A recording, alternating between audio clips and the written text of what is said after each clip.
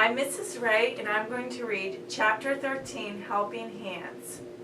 When Holly arrived the next morning, her dad was with her, and he was carrying a huge box.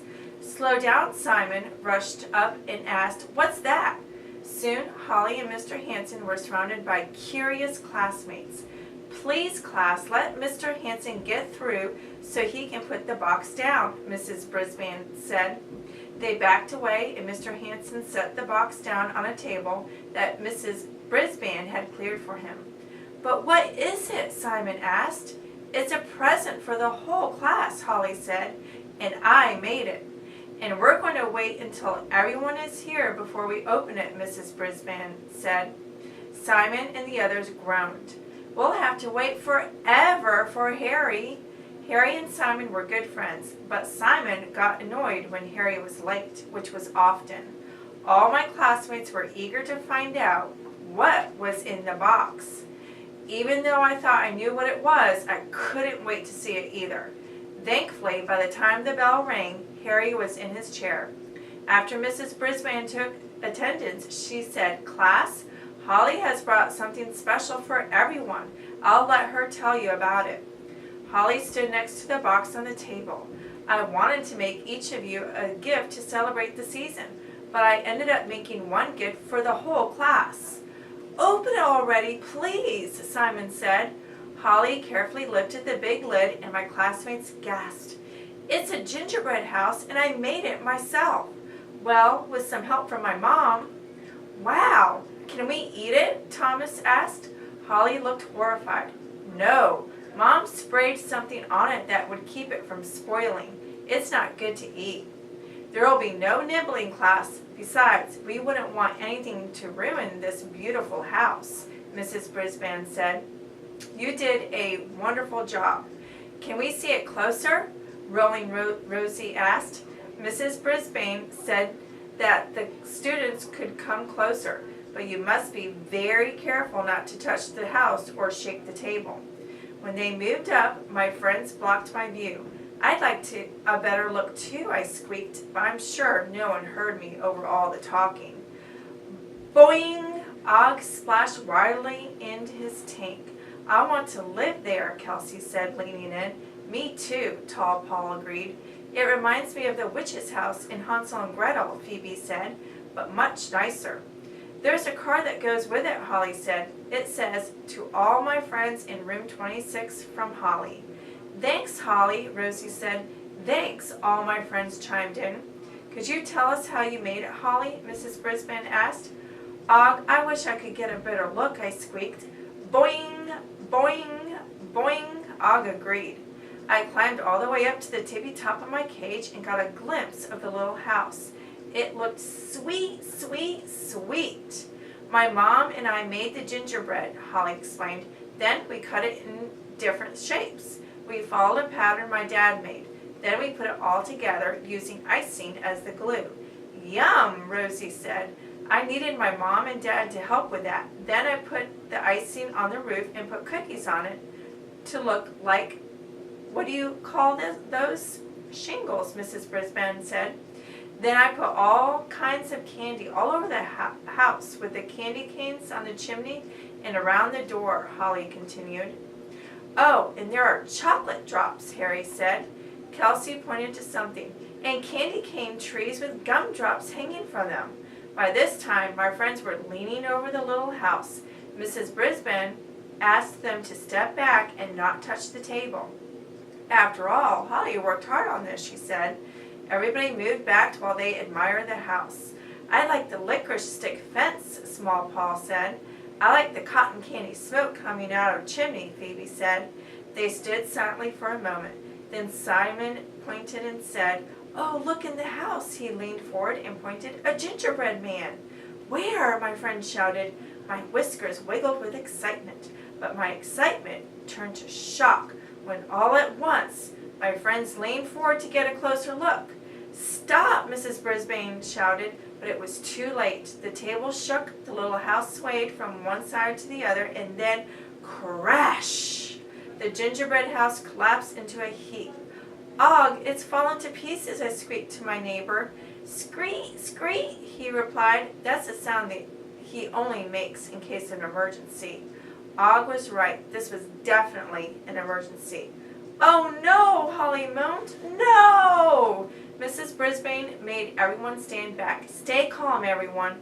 Holly was not calm. Her face was red and tears started running down her face. "I'm so sorry this happened," Mrs. Brisbane said, giving Holly a hug. "You worked so hard on it. I should only have let one student at a time come up to look." "I'm sorry, Holly," Rosie said. "Me too," Thomas added. "It was the most beautiful house on earth." Small Paul stepped forward to look at the wreck of a house. "It's broken, but it's not smashed," he said. "Wah!" Holly wailed. Mrs. Brisbane asked Small Paul what he meant. "It might be possible to rebuild it," he said. Holly was sniffling so loudly I'm not sure she heard him. "Let's think about it," Mrs. Brisbane said, handing Holly a tissue. "Right now, it's time for math. Please go back to your seats." Then she began talking about multiplication. "Doesn't she care?" I asked Og. "Boing!" Og seemed as surprised as I was. Tears were still flowing down Holly's cheek and she began to hiccup. Sometimes it's funny to hear a human hiccup, but this time it wasn't funny at all. "Holly, why don't you go to the nurse's office and lie down for a while?" Mrs. Brisbane said. "I'll call her and tell her you're on the way." Holly nodded and left the room, loudly blowing her nose. Mrs. Brisbane wrote some math problems on the board, but I'm sure my friends weren't paying attention. "Can't we help her?" Kelsey whispered to Small Paul. He nodded. "There must be something we can do," Sophie whispered. Mrs. Brisbane turned to face the class. "What's going on now?" she said. "This isn't time for talking." Small Paul raised his hand. "We'd like to put that house back together," he said. Everybody agreed. "Yes," they said. "We want to help Holly." Me too, I squeaked. Mrs. Brisbane glanced at the clock. "All right, let's try. It's about almost time for recess," she said. "Those of you who would like to work on the gingerbread house may stay in, but just this once." Small Paul started scribbling on a piece of paper. The bell for recess rang, and guess what? Everyone in the class decided to stay inside to rebuild the house. Everyone wanted to help Holly. Mrs. Brisbane had them gather around the table. Small Paul examined the broken pieces. "Luckily, when it collapsed, some of the bigger pieces didn't break," he explained, "so we should be able to glue them back together. Then we can put the candy pieces on again." "But we don't have that special icing," Rosie said. "Why don't we use real glue?" Tall Paul suggested. "We're not going to eat it anyway." Small Paul nodded, and real glue might hold it together better. They went to work quickly. The two Pauls and Mrs. Brisbane got the walls back up again and glued them. Kelsey and Phoebe put on the cookie roof. Thomas and Joey rebuilt the licorice fence. Rosie pieced the gingerbread man back together again. Then the rest of my friends helped glue the candy back on. Everybody helped. I wish I could help too. At least I could encourage my friends. "Good job," I shouted. "Boing, boing," Og twanged. They were almost finished when the door swung open and Mrs. Wright walked in. She was bundled up in a thick jacket and had a scarf wrapped around her neck, but I could still see her whistle hanging from her neck. "Mrs. Brisbane, what are your students doing inside? You know they're supposed to go outside for recess," she said. "The rules say." Mrs. Brisbane is usually polite, but this time she interrupted Mrs. Wright. "I know about the rules," she said, "but we had an emergency in the class." She explained about the gingerbread house, the accident, and how upset Holly was. "I think we can break the rules just this once so my students can help a friend who's in pain, don't you?" Mrs. Brisbane smiled. I could see that Mrs. Wright was surprised, but then she shocked me. "I think so," she said. She looked at her watch. "You'd better get back to work. Recess will be over soon."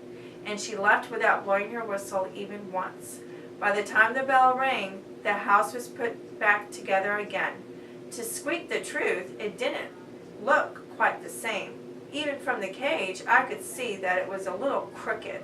But it didn't matter. What mattered was that the whole class had worked together to help Holly. A few minutes after my classmates were back in their seats, the door opened and Holly came in. Her eyes were red, but she wasn't crying anymore. "Welcome back," Mrs. Brisbane said with a smile.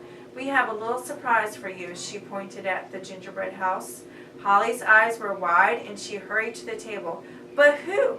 I mean what? I don't think Holly knew what she meant. "All your classmates wanted to help you, Holly, so during recess they put the house back together," Mrs. Brisbane explained. Holly stared down at the little house. I was afraid she was going to cry again, but instead she smiled. "You did this to help me?" she said, turning to the class. "Sure, Holly," Kelsey said. "You're always helping us." All my friends were smiling and nodding, and including me.